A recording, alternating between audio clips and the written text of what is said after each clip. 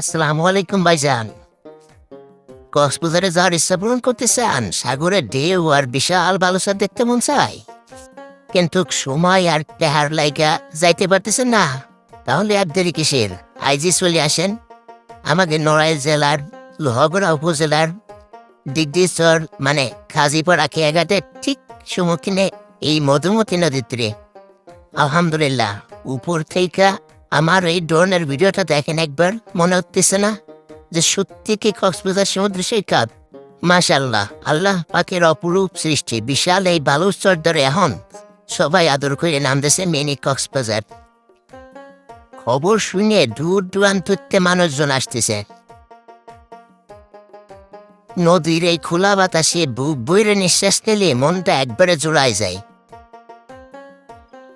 আর তাই তো এই জন্যেই এই এলাকার মানুষজন যারা দূর দূরান্ত থেকে আসতেছে সবাই মিলে এইটার নাম দিয়েছে মিনি কক্সবাজার।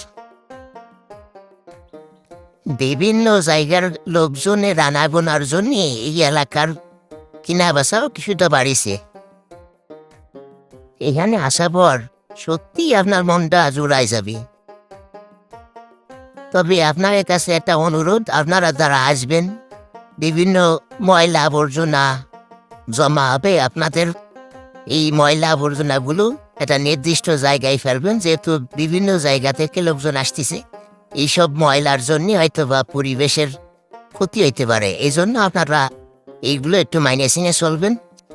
তো এই শহরের এই জায়গায় আসার জন্য আপনারা যদি লোহাগড়া থেকে আসার চেষ্টা করেন, সেই ক্ষেত্রে লোহাগড়া রাস্তার ওইখান থেকে যে কোনো গাড়ি আপনারা একবারে চর দিগদিচর কাজীপাড়া খেয়াঘাটে নিয়ে আসতে পারবেন। অথবা যদি আপনাদের কাছে নিজস্ব বাইক বা নিজস্ব কোনো গাড়ি থাকে, সেই গাড়ি মাধ্যমে আসতে পারবেন। তবে আপনারা আসার আগে অবশ্যই ইফতারি সামগ্রীও আপনারা নিয়ে আসতে পারেন, কারণ বেলা পড়লি পরে যে দৃশ্য, এই দৃশ্য দেখলি পরে আনাগে মন আরো বেশি ভালো হয়ে যাবে। সবাইকে অসংখ্য ধন্যবাদ ভিডিওটি পুরোপুরি দেখার জন্য। আপনারা আশা করি ভিডিওটি ভালো লাগলে পরে লাইক কমেন্ট শেয়ার করে আমার পাশে থাকবেন। সবাইকে আবার অসংখ্য ধন্যবাদ। সবাই ভালো থাকবেন। আসসালামু আলাইকুম।